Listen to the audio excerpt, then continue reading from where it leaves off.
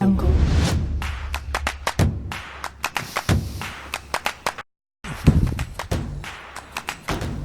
Добро вечер, почитувани гледачи. Среда, го гледам часовникот 21 часот и 40 минути. Многу надфрливме над редовното време за печат на неделата, која обично почнува во 9 часот. Меѓутоа, за љубителите на фудбалот, оние што го одгледа финалето на Купот на Македонија во фудбал, победи Академија Пандев, последна неизвестна борба и заврши на пенали. Ѓорче Петров изгуби, но некој мора и да победи во таа игра. Но ние се враќаме на она со што се занимава печат неделата традиционално, тоа е со разговор за општествени и политички теми кои што ја одбележале неделата или се вредни за една попродлабочена анализа.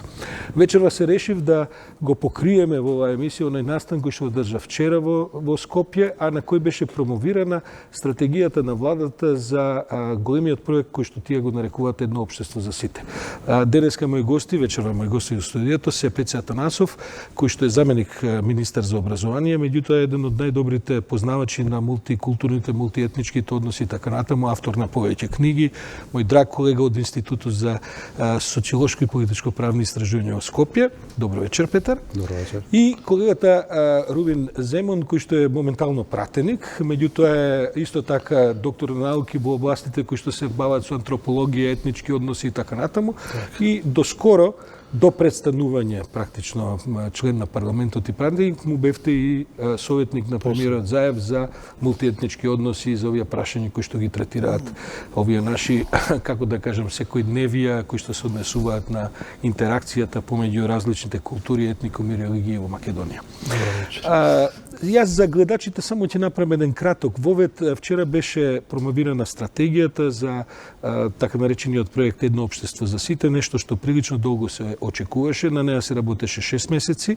Оваа стратегија е така наречена нулта точка, значи она не е дефинитивна, таа уште ќе се дискутира во месеците. Планот е практично 3 години да трае целата дискусија додека не се усвои завршниот план на целата стратегија. Стратегијата таа во меѓувреме и ќе се спроведува, се разбира, нема да се чека на нејзино одлагање и така натаму. Стратегијата е поделена на 7 дела, на 7 области. Сите 7 области имаат своји акциони планови. Се чини дека владата влезе во еден проект со прилична амбиција да конечно го истратира она што во Македонија е реалност, меѓутоа до сега, особено после 2001 година и после ова, да кажем, министерство кој што беше за спроведување на рамковниот договор, па таму беа туркани сите овие теми, додуше повеќе математички отколку политички, за тоа како ќе средуваме државата во барем на ниво на двете главни етнички заедници, иако стратегијата Едно општество за сите е намената за сите етнички заедници, но при тоа да кажам пред да преидеме на разговорот, таа не се однесува само на етничките аспекти на соживотот, напротив и вчера на промоцијата и во самата стратегија тоа стои, се работи практично за едно општество за сите кој ги опфаќа сите идентитетски карактеристики на кој бил граѓанин, почнувајќи од јазични, културни, религиски, етнички, завршувајќи до, не знам, сексуални, музички, културни и така натаму, до права на луѓе кои што имаат пречки во физичкиот развој и така натаму и така натаму. Рубин, ако можем да започнем со една молба да во стратегијата на еден занимлив начин се прави дистинкција меѓу мултиетничност и интеретничност, мултикултура и интеркултура. Значи, влегуваме во една, би се рекло, втора фаза на мултикултурализмот, а тоа е интеркултурализмот. Може ли да чуеме за што всушност се работи? Прво, добро вечер, благодарам што не поканивте. Разговараме за оваа суштинска тема, која што како процес започнал вчера, утре во Битола и во повеќе градови во текот на овој месец ќе се оди и наредниот, да се отворат тие јавни дебати околу стратегија. Салата вчера беше преполна со луѓе од невладиниот сектор, стратегијата е прилично инклузивно правена инаку. Само да ви тоа беше идејата да вклучиме што повеќе заинтересирани страни или стейкхолдери што кажуваат или на англиски. Значи Македонија за жал, од независно наомо се разви во едно поделено општество. Особено и покрај тоа што духот на рамковниот Охридски договор беше да имаме интегрирано општество, повторно се разви уште во поподелено општество. Дури минатата година кога дојде комесарот за човекови права на Светот на Европа Нил Мужикиен рече дека изјави дека Македонија остана длабоко поделено и покрај тоа што Охридскиот договор обезбеди на некој начин правише застапеност за некои заедници, не за сите, меѓутоа таа остана длабоко поделена. И јасно дека ние што се бавиме барем со овие мултикултуралистичките теории и знаеме дека во суштина овој период од 30 години независна Македонија многу малку се работеше на интеркултурните комуникации и интеркултурниот диалог. Тоа кажува и голем број на извештаи на меѓународната заедница, особено на Светот на Европа, на Рамковната конвенција за заштита национални малцинства, на ЕКРИ или прогрес репортите што ги постојано добиваме и од Европската унија. Па тоа го кажуваат и домашните експерти, нашата јавност, дека на крајот се сведува прашањето на македонско-албански односи, а тоа поле многукратно колоритно. Јас морам да ви кажам дека толку ми се допатна изјавата на папата кој што вели Македонија е еден витраж на различни бои на стакла, а тоа е убавината на витражите. Па само го цитирам малце па ќе го цитирам. И што дека 2015 година имавме анализа што се нарекуваше документ или преглед на охридскиот договор за социјална кохезија, каде што исто така се потенцира голем и наоди дека во суштина Македонија многу малку се работи на интеркултурниот диалог и интеркултурализмот. Па и тоа во стратегија на едно општество што тоа е нели идеја на почитуваниот Петар Атанасов нели во програмата што беше на СДСМ на последна владата. Тоа сакам повторно да го повторам, значи Петар Атанасов е творец на дури и на лейбелот на знаката едно општество за сите. Петар ќе го поразговараме. Меѓутоа тоа што требаше да се дополни тоа беше дека нас се требаат интеркултуралистички политики. Нели во тоа едно општество кое што луѓето и така немаше дефиниција да не разбира што како и многу мал број на луѓе разбира што е едно општество како антипод на тоа поделеното општество. Нели нас не фала како политики, не фалат интеркултуралистичките политики. Во овие 30 години прилично се развива Македонија мултикултурализмот, иако тоа е повеќе за јавност, а во суштина што кажавте и вие е бикултурализмот, биетницизмот, бинационализмот, многу малку имавме политики на мултикултурализам. Меѓутоа, фокусот секогаш е тоа на мултикултурализмот во правата, сектување на правата јазични, културни, не знам, автономни и така натаму на заедниците. Меѓутоа, тоа кај нас се разви, можеби, во еден феномен да имаме паралелни светови. И тоа што ни фалеше да имаме интеретнички односи, интеркултурни односи, симбиоза, а тоа во фокусот на интеркултурализмот е баш тоа.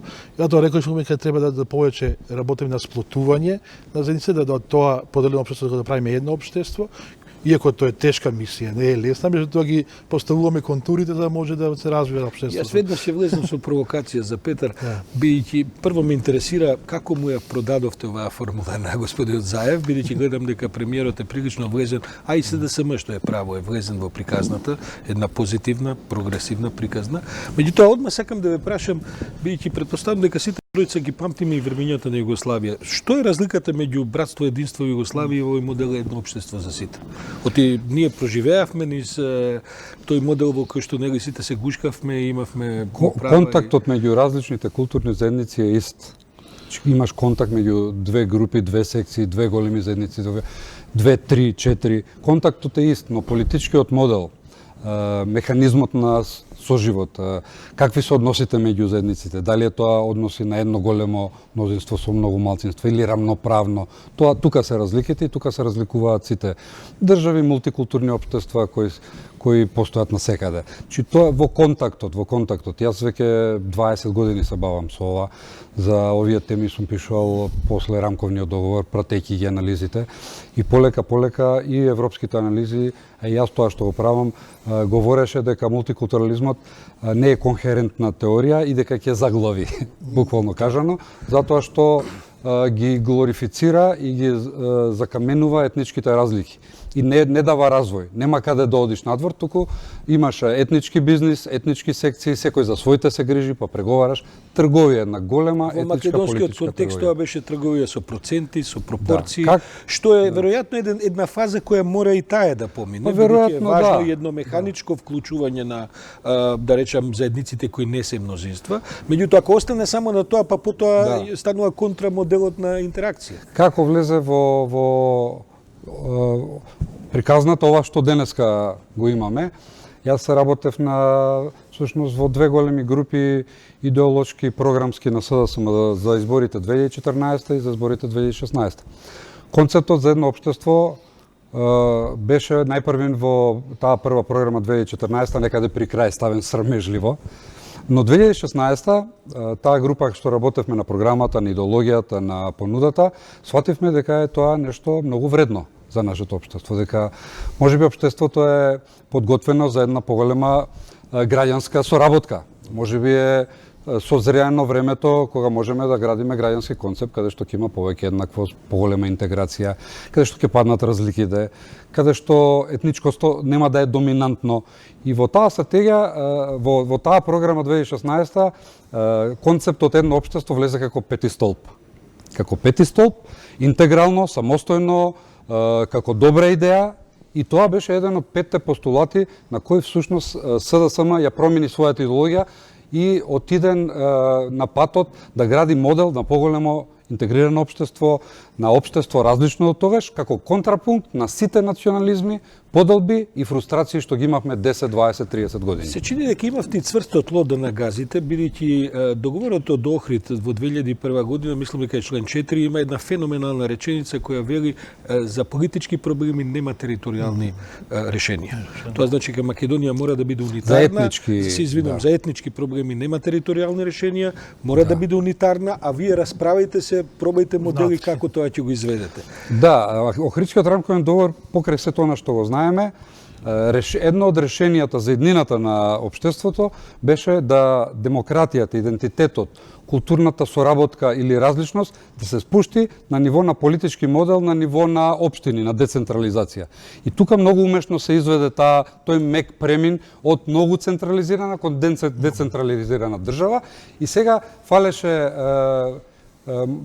делот кон каде треба да се оди по таа децентрализација. Затоа што имате многу едноставни три големи групи на прашања. Демократското општество или демократијата, економијата, работни места, стандард и нашето општество си го носи ова со векови, нели велиме, но последните три децении ние го баравме модус вивенди. Како ние да продолжиме заедно, а да имаме еден квалитетен, сигурен модел. Единствена вредност што не поврзуваше до Охридскиот рамковен договор и малку можеби после тоа се евроинтеграциите. Но тоа не е доволно. Да. Нам ни требаше концепт врз што ќе градиме модел на поголема интеграција, поеднаквост и веќе имаме во стратегијата, ќе го прочитам за гледачите, за цела јавност, имаме дефиниција за едно општество. Тимот што работеше, што го започна процесот. Рубин Земун, еден огромен тим, 7 сектори, многу граѓански организации, активисти, луѓе од институции. Ние велиме дека Република Северна Македонија ја гледаме како изградена врз концептот едно општество за сите со развиена интеркултурност.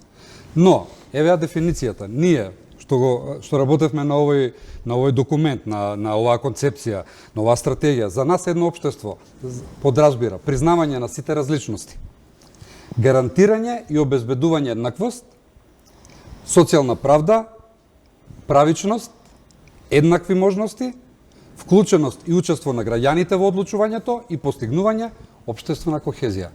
Овде имаме едно богатство од категории, процеси, сето она што не води кон по-демократско општество. Некој во дебатата вчера рече сето е тоа перфектно, само што базата е правната држава. Ние на тоа работиме. Петар, Рубин, сепак се работи за една релативно голем експеримент, бидејќи вакво општество ниту во Европа не постои во некакви баш примерни развиени форми. На една страна го имате веројатно мултикултурализмот во Франција, каде што сите се французи до 5 попладне, од 5 попладне ќе си стават капчињата на глава, може секој да свири на својот национален инструмент, па до моделот на Холандија, каде што отидоа дури во крајности да отворат и болници само за жени, за муслимани и така натаму, бидејќи заради верските и другите чувства не можат мажи ги преведат. Меѓутоа констатираат дека на така дадени сите права нема точка на спојување. Луѓето веќе не се сретнуваат, они се ги развиваат сите своите културни права, но на крајот не комуницираат заедниците една со друга, бидејќи немаат заеднички интереси, немаат дури ни заеднички јазик. Како ќе го решиме тоа во Македонија, Рубен? Па добро, убав пример, да Франција не е баш некој модел на мултикултурализам. Да, тоа е затоа и велат. Етатистички. Подобри примери биле Шведска, Финска. Сакам да кажем, она е на едната страна, на едната крајност, ова се, да кажем, другите крајности измешани. Значи, тоа што во Македонија е поврзува, што токму тие постулати што ги прочитавме се во дефиницијата на тоа едно општество, е дека ние прво мораме да имаме добра легислативна правна држава, да имаме закони што ќе гарантираат правда, правишна социјална правда. Дискутиравме дали треба социјална правда или таа етнокултурна правда, што кажува Вилким Литке и така натаму, што тоа не се работи само за етниците. Етничките заедници кажа дека се работат за повеќе идентитети, може да говориме подоцна и тоа. Значи, правдата, правишната, социјална кохезија е тоа што ние гледаме политики, што ќе не поврзува да го радиме тој граѓански идентитет. Секој човек поседува во исти момент повеќе од еден или најмалку 50 идентитети, кажуваат активно секој човек поседува. До виртуелни. Да, не само реални. Нормално, меѓутоа тоа што ние го запоставивме се тој период е граѓански идентитет или политички некако кажуваат идентитет кој што нас ни фали, ние треба да работиме повеќе на тој граѓански идентитет, да секој човек се горде што е припадник на ова општество, на ова држава, на ова поднебје и такви вредности да градиме и да развиваме. Се чини дека трите столба на стратегијата се однесуваат на три големи групации кои што ќе треба да ја поддржат оваа, да кажем, овој прво е образованието, бидејќи тоа е стратешкиот столб кој што менува на долго стази суштински работи. Поддршката од медиумите е исто така битна и до тука мислам дека помалку и повеќе се е јасно. Третиот столб се политичките партии. Бидејќи тие се промоторите и идеолошки вредности и така натаму. Петар, мене како што ми се чини сценава македонска, некада многу политички партии кои ќе се воодушеват од овој концепт. Бидејќи мислам дека напротив, они во своите етнички затворености ги гледаат своите гласачи. Така што како мислите дека ова ќе резонира со тој дел од политичката сцена и како нема да согори можеби социјалдемократскиот сојуз промовирајќи оваа платформа, па дури и кај коалицијските партнери? Ние очекуваме во наредниве 1-2 месеци да ја промовираме во повеќе градови стратегијата, да разговараме отворено, но сакаме во таа промоција да ги вклучиме сите коалициони партнери. Чи политичарите да стојат напред и да кажуваат ова ние го сакаме, го браниме, ова има вредност, ова ќе го развиваме. Прво да разберат зашто станува збор, Мислам дека е јасно што иако има доста работи што треба да се апсолвираат, лидерството е клучно.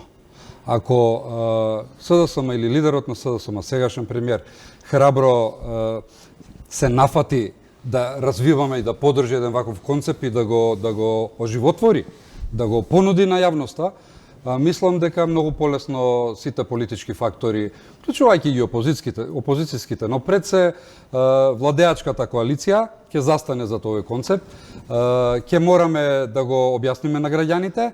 И всушност тоа би било точка на сплотеност меѓу нас, граѓанското општество, медиумите како што ги спомна самиот. И ова е концепт за граѓаните. Ова е концепт за еманципација или за ослободување од етнички стеги, од други стеги, за елиминирање на структурни нееднаквости. И по еден слој ако ги отвораме, тоа се значи за цело општество, за граѓаните, за едно општество во кое ќе комуницираат повеќе луѓето, независно на која јазична група припаѓаат. Граѓаните ќе бидат се повеќе поврзувани на интереси заеднички, но врз основа и на универзалните вредности.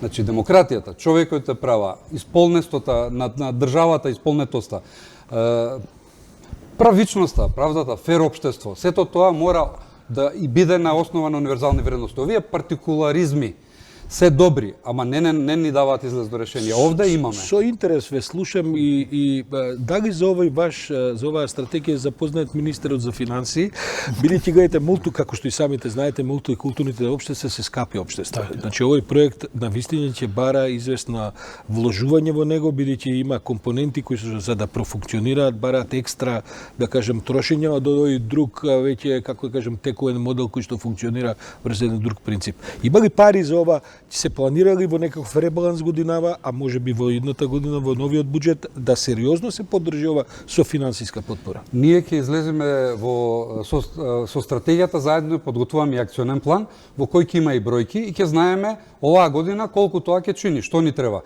Но во исто време имаме огромен интерес од многу донатори, меѓународни организации кои сакаат да го поддржат. Во самиот процес се вклучени веќе неколку големи донатори кои не поддржуваат и сакаат да видат развој. Само да додадам дека ја имам, например, една од ретките двојна улога, јас сум член и на адхок телото политичкото, но и го координирам делот за образование и мислам дека голем е интересот, Дури нашиот со Рубин кога од минатото лето кога почнаа првите консултации, нашиот интерес, нашата идеја беше во еден одреден временски период да исполниме еден простор кој ќе му дадеме содржина, вредност. Немавме ние намера да правиме нешто што ќе замениме со нешто, затоа што ова нема со што да се замени. Просторот кој беше празен можеби, еден граѓански концепт на интеграција, го исполнивме. Но, како што работевме секој ден, секој месец, веќе си доби смисла, содржина, доби мотивација кај многуте, стотици луѓе учествува во неговото креирање и дизајнирање и мислам дека веќе имаме и насоки да ова адхок тело прерасне во постојано советодавно политичко тело, а и координативното тело да продолжи и да ги координира секторите со работа. Значи, отворивме еден процес во кој веројатно ќе има многу повеќе од тоа што на почетокот Рубин, го делиш ли овој оптимизам на Атанасов, бидејќи знаете како големите идеи се идеи кои што кружат околу нас и ако успеете да ги зајавнете во вистински момент, тие можда и може да се остварат. Има ли македонското општество подготвеност за еден ваков крупен зафат? Добро, значи атмосферата постои ли? Постои ли интересот за тоа? Значи ова стратегија прво ние која планиравме прифрлиме да биде надресорска, да се координира од канцеларија на председателот на владата и со тоа што таа ќе живее по министерствата. Значи министерствата веќе имаат одредени стратегии, ние ги инкорпориравме голем број стратегиите и во ова, меѓутоа и додаваме нови вредности и тие ќе се имплементираат во стратегијата. При самата подготовка на стратегијата мислам че имавме и вклучени човек кој мисли за финансии и сега уште повеќе ќе биде вклучен во овој период кога ќе треба да се планира буџетот за 2020 година, за да можат активностите што се предвидени за 2020 година може да се финансираат и не се прилично, мислам за тој првата година не се големи трошоци, повеќе се тоа е штета, тоа ја мислам дека не треба неамбициозно да влегувате. Не, повеќе првата година се работи на подигање на свеста. Првата година мора да биде на подигање на свеста и на истражување. Значи ние и кога разговараме за овој прачање, ние немаме емпирија за оваа работа. Научно истражување емпириски многу сме слаби. Значи треба да истражуваме, треба да дигаме свеста за оваа идеја, па после можеби во втората година, трета година ќе одиме во посуштински, да кажеме, акции. И во вчерашната дебата некој рече дека главниот проблем на оваа фаза на стратегијата ќе биде координацијата меѓу институциите. Оваа влада не се прослави по голема оперативност во смисла на своите внатрешни координации. Петар, очекувате ли дека ова ќе има некакво ново ниво на координација, бидејќи ако ова навистина добро не се искоординира, ќе биде за некого ќе биде, како да кажем, проект за како пердув на капата, а одма препознавам 5-6 министри кои се тотално незаинтересирани за ваков вид на идеи. Тие мултиресорски, ова не е ресор што може да го тера само едно министерство. Секој од овие сектори или ресори, или повеќето од нив, веќе постојат на некој начин, или негде се напишани во некоја стратегија, некој документ, како содржина, еве, например, во образованието. Тоа што е зацртано во оваа стратегија во образованието, би требало или убаво е да се спроведе и без оваа стратегија. Так. Но ставајќи го овде, еве, например, во образованието има 3-4 цели: кршење на таа некомуникација или изближување на децата, размена на јазици, да изучуваме интеркултурната Македонија, онаква како што ја знаеме. Но сега, сите овие сектори ставени заедно му даваат една многу друга димензија, даваат една сеопфатност, широчина, иднина, нов дух. И сметам дека докажавме овие 6 месеци, многу напорно се работеше, сите кога си ода дома во петок, четврток ние седнувавме луѓето од институциите и соработувавме хоризонтално. Стратегиите се важни, но стратегиите не се реформа. Така е. Свесни ли сте вие во Министерство за образование колку наставници и професори треба да поминат низ собствено, како да кажам, реедуцирање за темава, за да тоа можат потоа да го пренесат на учениците. Да. Стотици, илјадници луѓе. Да, но дел од тие работи се работат, но не на начин кој ние сега го предлагаме. Интеркултурните компетенции на наставниците се маст во нашето општество. Значи, се спроведуваат ли обуки за тие работи? Да, ама не на начин да, апсолутно. Нансен диалог работеше, други големи организатори. Слушайте, јас доаѓам од тој свет невладен и јас ги знам проектите, тие се убави сето тоа, но тие се капка во море. Ако за ова не застане државна стратегија со принуда, значи како да ви кажам, за време на летните распусти 10 дена да доаѓаат сите на работа, само нема да успее стратегија. Веројатно треба еден таков напор и енергија и ќе треба малку буткање, но поврзувањето, тоа ми беше поентата, многу интересно поврзувањето меѓу секторите. Значи, во секој момент образование со медиуми, млади со образование, веќе ги развиваме тие хоризонтали, гледаме кој на кого што може да му помогне. Не можеме ние да правиме ваква стратегија без медиумска писменост, без регионален рамномерен развој, без младите и нивната дружба или средношколско организирање. Значи има многу работи што сега ставени вака заедно, ќе мора, никој не вели дека ќе биде лесно. Никој не вели дека ќе биде преку ноќ. Ова на постоечките веќе разни стратегии по разни ресори е едно next level, е едно следно ниво до кое треба да се искачат, бидејќи не сум сигурен дека има кај сите интерес и капацитет да се искачуваат. Но еве, дозволете ми да земам еден конкретен пример. Усвоивме законот за јазиците.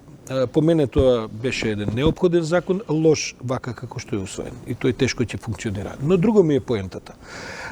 Една исклучително сензитивна идентитетска работа, тоа е јазикот, и во законот се третира со казни, а не со стимулации. Значи, размислувате ли ваква една стратегија, што сакам да кажам? Значи, оној што работи во администрација на локално ниво, дали е тоа Тетова, дали е Гостивар, дали е Охрид или е општина Центар, не е важно, да доколку знае или научи албански да добие стимулација, а не да биде казнет ако не знае. Па потоа со еден тек на години да на тој начин ги менуваме структурите, процентите на луѓе кои што ме разбирате. Истото тоа важи и за другите јазици. Така се размислува ли за таков пристап или уште стратегијата не е во тие детали разработена? Па не е во тие детали, меѓутоа се размислува на таквиот пристап пред се, бидејќи сепак тоа што кажа и Петар, треба да ги развиме интеркултурните компетенции на луѓето. Значи покрај тоа што ќе дипломира или ќе добие диплома, не знам, завршил економија, право, да има и некоја си евалуација за колка имаше неговите интеркултурни компетенции. Дури се спомнува во расправата и специјални стимулации со конкурси за разни теми, за разни области од ова, каде што луѓето ќе им се нуди да одат напред и за тоа да напредуваат во кариера и да имаат други бенефити. Зато постои тоа, што кажуваме постојано, другото политичко тело, кој што треба да донесе анализи прво ќе добие на терен, да донесе одредени препораки и да предложи на владата што треба да се усвои како одлука, или можеби на локално ниво или можеби на државно ниво и така натаму. Така што и тоа имаме таа паралелно политичко тело што ќе биде постојано, што се сеча еднаш на 3 месеци, ќе ги добија фидбек од како се развива стратегијата, кај треба да се подобри. И да не забравиме уште ова стратегија сега за 3 години, повеќе некако експериментална, што кажавте вие, меѓутоа позитивна, нема негативна. Развојна концепција. Да, за да може да добиеме доволно информации, импути од терен, за да може на пример таа главната стратегија да биде втората, која ќе биде после 3 години да биде може на 5 или на 10 години ќе видиме, меѓутоа ние пак ќе кажам немаме емпирија, ние само знаеме што ни е болеста, дијагнозата да не го знаевме лекот што е. Или дијагнозата можеби полека доаѓаме до дијагнозата доаѓаме. Знаеме што не боли, дијагнозата ја откриеме, а после ќе го развиваме. А 3 години ќе го откриеме ватно и лекот, за да можеме така да функционираме. Да ги подобриме ситуацијата. До 2001 и после 2001 политичките лидери во оваа држава не беа заинтересирани за еден ваков концепт. Имено. Ниту еден. Тоа од врвот одеше надолу, а пак и обратно. Значи, да објасниме веќе кога имаме време и можност, во нашата држава, во нашето општество, се одвиваат, можеби се гледаат, може не се гледаат, два паралелни процеси. Еден процес во кој се вклучени во двата луѓе, политички партии, структури, организации. Еден процес води и влече накај се уште накај таа етничка идентификација или етнички етноцентризам, етнички бизнис мал, значи се влече натаму, влече. Не знам која би била целта и до кај би се одело, но влече. Ние сега ставаме против тежа. Ние велиме дека ова е подобро. Ова е подобро. Ова е по заеднината на општеството подобар пат. Пат во кој може сите да се пронедат. Пат во кој можеме многу послободно да живееме, да не ни сметаат разликите, да живееме побогато ако сакате. Јас ако ние инвестираме во ова, ако инвестираме во овој концепт, искуството ќе покаже, иднината ќе покаже дека ова е еден рационален пат, концепт и трошок. Ова е по дефиниција еден либерален концепт и во принцип нас веројатно ни созреа времето да дојдеме до ова што сега го ставивте во некаков вид на стратегија и така натаму. Меѓутоа ќе се согласите дека доаѓа во многу лош момент во Европа. Ние Европа влезе во криза на либералниот консензус и еве ги чекаме со интерес европските избори да видиме колку десницата ќе напредува, дури и крајната десница, која се само не е ова што е вашава стратегија, што треба биде нашата стратегија. Од друга страна, Македонија е во фаза на влегување во преговори со Европската унија. Што ќе се случи со концептов ако добиеме состав на Европска комисија која нема да сака до крај не да ги препознае, туку да ги поддржи ваквите модели? Оти ова е малку прекрупен залог, ми се чини прекрупен залог и за самата Македонија да го истурка и заради соседните околности, а и заради оваа критична менување на географијата политичка во Европа. Што се реакциите, бидејќи претпоставам дека и со странци секако со ОПСЕ разговарате, со Совет на Европа, веројатно со Европската унија. ОПСЕ е веќе интегрален дел од процесот, се помага. Ако е успешна Македонија, ако оваа држава покаже дека е зрела, дека знае што прави, зошто не би било од интерес за една интегрирана Европа? Начинот на кој ние дома си ги организираме работите е наш. Ние сме до некаде насочени како мала држава, можам да кажем, кон оние сите конвенции на Совет на Европа, на Обединетите нации, и ние сме веќе над тоа одамна. Но во овој случај надградбата на тој мултикултурализам од кој немаше излез, со една поголема соработка меѓу културите, меѓу граѓаните со различности, меѓу сите сегменти во општеството, меѓу рурална и урбана средина, меѓу мажите и жените, меѓу младите и возрастните, сите можни различности. Ако најдеме начин да структурно ние ги поставиме и на крајот треба и државата да инвестира. Ако се инвестира, мислам дека нема да има потреба да се грижиме за иднината. Јас мислам дека сепак не може да правиме компарација што се случува во Западна Европа, што се случува тука. Бидејќи проблемот мултикултуралистички во Западна Европа е што го носат мигрантите. А кај нас различното се добро, ама тоа е тенденцијата што ќе преовладува барем една деценија во тие дебати. Знаете, тие новите заеднички новите малцинства што ги вика во Европа од мигрантите, тие се уште не се доволно ситуирани, не се доволно натурализирани во општеството и не се таа социализација меѓу новите и старите, да кажеме, не е доволно направена. Кај нас има друг концепт, бидејќи кај нас станува збор за традиционални заедници, не се новодојдени и во суштина овој проблемот кај нас е дека ние имаме поделено општество, кај нив нема поделено општество. Кај е проблемот што новите мигранти им прават за нив проблеми кои што не може да се вклопат во западна цивилизација. Тоа е проблемот таму, па и тоа е реакцијата на десните застрои. Нема да те не прашувам затоа што имаш етничка припадност која што е различна од македонско-албанска и така натаму. Како ќе се променат помалите заедници во овој концепт?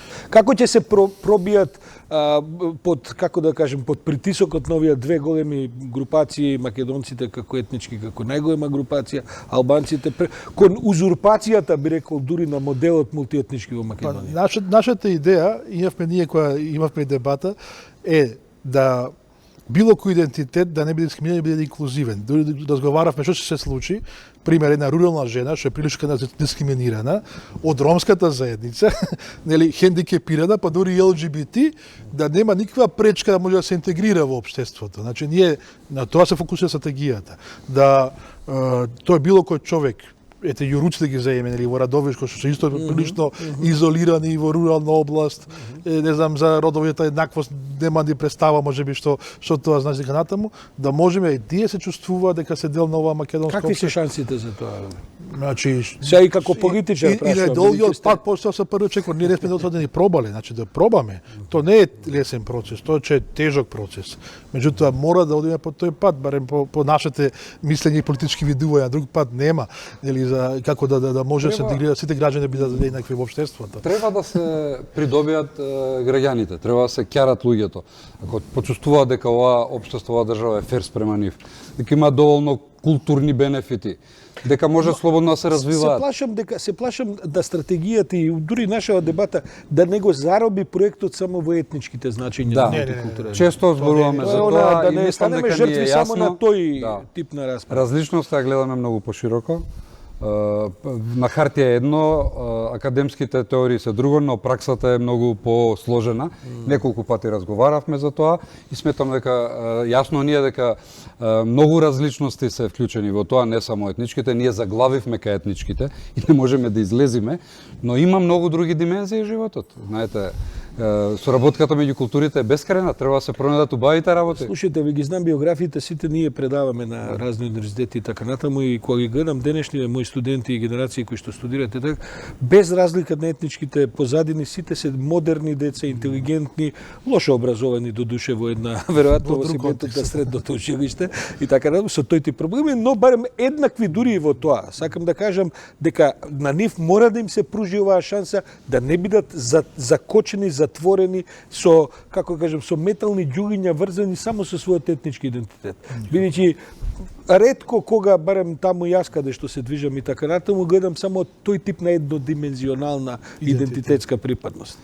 Она што ни се случува со младата популација, ја допира и оваа стратегија. Значи, ние мораме да возможиме начин на кој ќе се соработува, ќе се комуницира, ќе се наоѓаат смислата и перспективата на животот во општеството и меѓу младите. Младите не ја чувствуваат оваа средина како просперитетна, инклузивна, можеби не им дава право на избор. Ќе поработиме во меѓувреме и на квалитетот на образование, но младите ќе треба да бидат носители на енергијата на едно нешто ново, затоа што кодат во држави и општества каде ова е веќе апсолвирано, можеби многу полесно изгледа, но треба да се стигне до таму. Нам ни треба, како што кажува Рубин, нема да е брзо ова, нема да е преку ноќ, но ако знаеме дека ги градиме овие стратегии, ако државата застане за тоа, ако имаме квалитетно финансирање, ако ние им овозможиме на децата добро образование, ако медиумите ги дезинфикуваме од она што се нарекува етноцентризам. Тоа ќе оди потешко во дека потешко, но мора да почнеме. Новите генерации ќе живеат во сосема друг свет, дигитален свет. Смартфоните се веќе тоа најповеќе се купирани со смартфони. Потполно други идентитети развиваат. Веќе да влегува и има нашата волја, така што мислам дека и во таа димензија треба да се гледа и во стратегија. И двајцата ја спомнувате државата. Свесна ли е државата, дури не само Заев, туку можеби и целото раководство на државата, коалиционите партнери, другите министри. Овој тип на стратегија ќе бара редефинирање на низа ресори. Ние во овој момент имаме агенција, да речеме, за помага заедници. Не знам дали јавноста знае дека таква агенција постои. Не знам, од комисија за дискриминација, која што мора сите овие сега нови стратегиски, да кажем, погледи, да ги инкорпорира во своите работи до разноразни агенции, дирекции, министерства и така натаму. Свесна ли е државата за тоа или ова е известна промоција за сите нив? Затоа што ги чека како редефинирање на апаратот. Ниту ние ги имаме сите одговори на тие затоа што се плашам дека ова од една страна изворедна концепција, од друга страна како да доаѓа згодна за да се укине Министерството за Охридски договор, за рамковен договор, се тргнат на секретаријатот, нели? Да се направи Министерство за политички систем, да остане целата географија слична, можда некоја рокада и да ова потоне во таа закостена една институционална рамка која што и сега не дава задоволителни резултати. Зависи ние како го гледаме тоа и што сакаме. Еве да земеме 3-4 држави европски, сите се различни по овие прашања.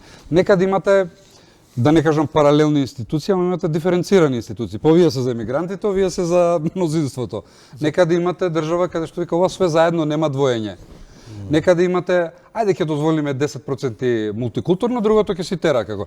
Чи сите општества и држави се различни. Дали политичките системи се резултат на истории, на традициите? Дали државата е свесна на кој пат тргнува? Па мислам дека немаме и каде да одиме.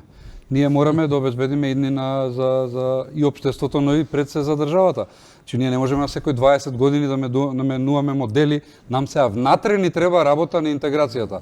Овој концепт е да бидеме поеднакви, поинтегрирани, помултикултурни, позближени, повеќе да се разбираме.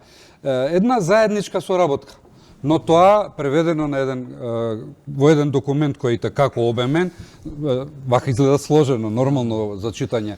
Но ќе се обидеме да го направиме тоа. Ако може. Да, се разбира. Значи, не со државата, нас треба секој индивид да го смени менталниот склоп. А тоа е исто процес. Значи треба да ги насочиме да размислуваат. Многу сериозен процес, посериозен од Ќе кажам еден пример. Ја денеска доставивме во архивот како пратеник и уште 11 пратеници подпиша да се промени законот за празници во Република Северна Македонија. Во тој дел што на неработните денови. Или имаме ние ти знаеш се другите заедници, што јас египчаните, хрватите, црногорците, не знам, словенците, бошаците се во према имаат. Так, да, имаат. Иначе предложивме да имаме неработни денови за тие заедници во советниот ден. И до кај ќе тера ова? Не, се затвора круги, че немаше дискриминирани заедници. Ако, што знам, хрвати го слават 25 јуни, само тие ќе слават, не знам, хрватите за нив неработен ден. Значи тешко може да сватиме позитивистички размислуваме во работа, че има дебата веројатно денови во парламентот интересна, меѓутоа има дебата.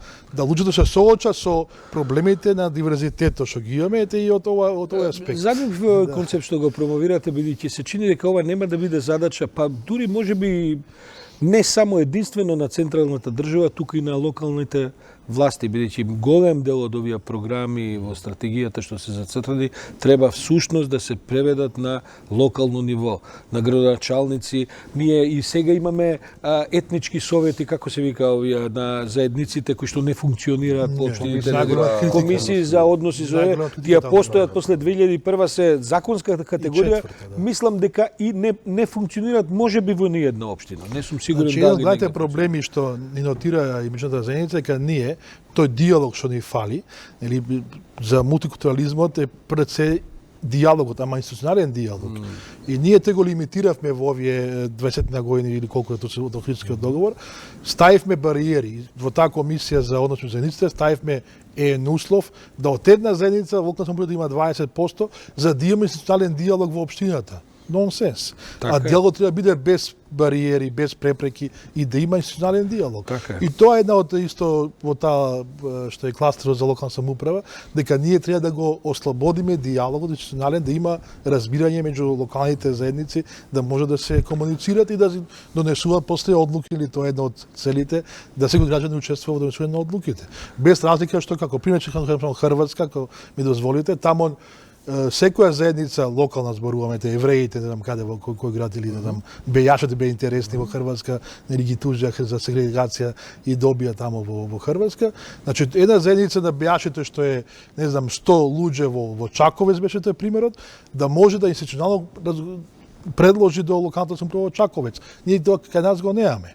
Значи, да зборувам само за етничките, можеме, не знам, јазична имаме проблем, или торбечите не се проблем. Религиозна етнокултурна заедница, нели, ете, има дискусија дали се македонци, муслимани, дали се торбечи, каната, меѓутоа, проблемот тие се исклучени од општеството.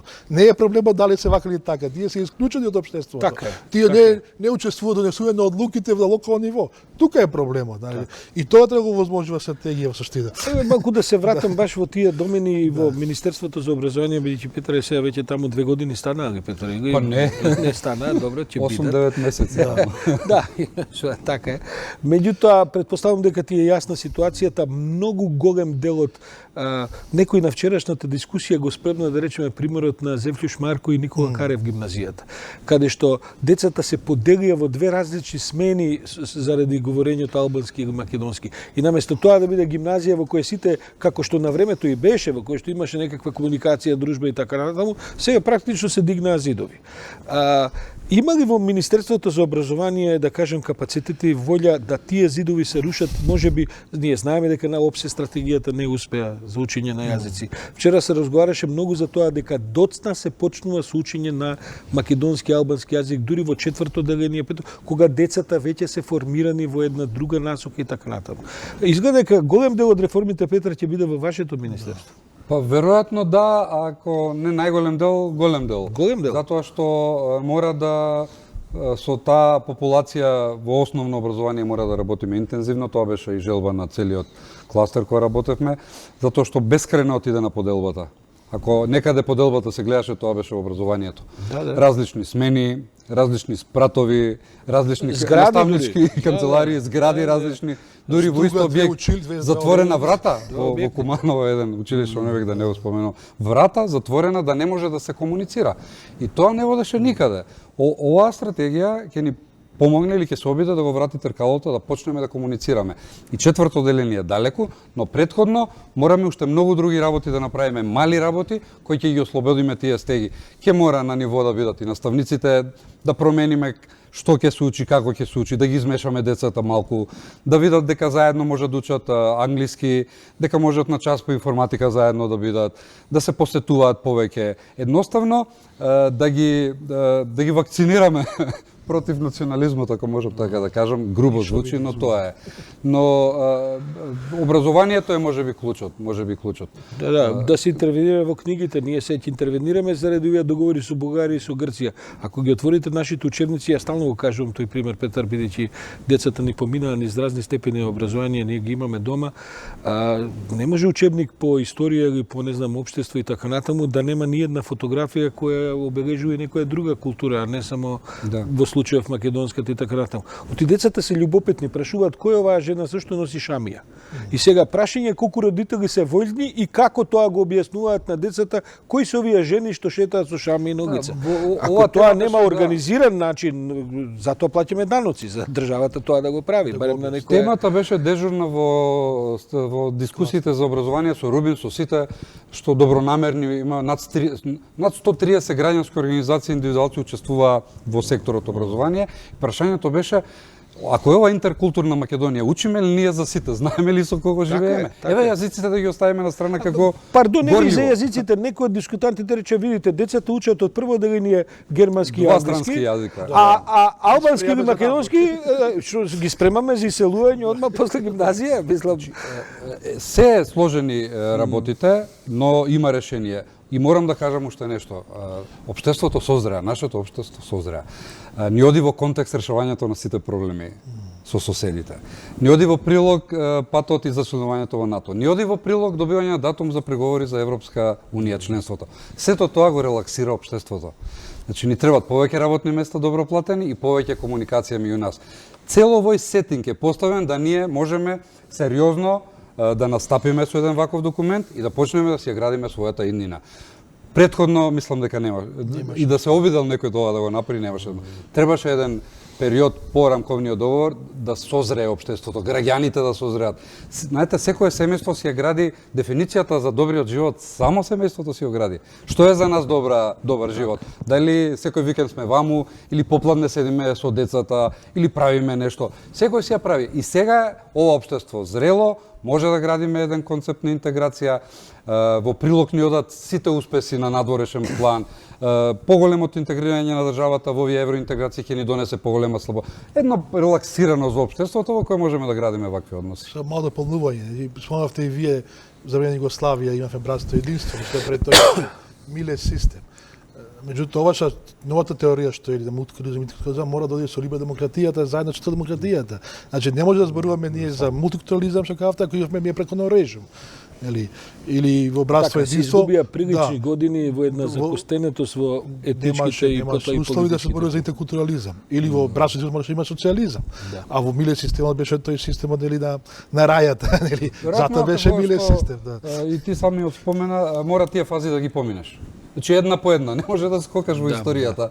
И ова е интересен еден оригинален пат наш што го врвиме. Да не заборавам само кога сме при крај, значи ова стратегија вие спомнавте во Европа е прва.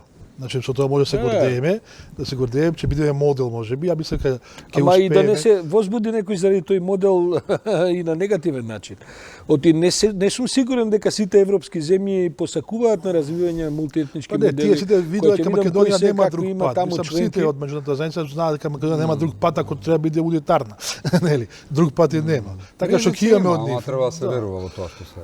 И тоа е добро да позовеш што ова е прва стратегија ваква и пример ќе бидеме, ќе имаме конференција меѓународна во септември, ќе доа прилично и меѓународни експерти тука и ќе дадат тие нивна контрибуција со тоа, така што што тоа може да се гордееме и да бидеме добар пример или good practices или во Европа и во светот. Рубин Земун, Петар Атанасов, јас благодарам за вечерашното гостување. Ова е само почеток од долга серија разговори во наредните 2-3 години на оваа тема и сигурен сум дека и други колеги и други медиуми, бидејќи медиумите се клучни за продвигањето и подигањето на свеста, мислам дека ќе ја превземат со цел интерес целата оваа тема.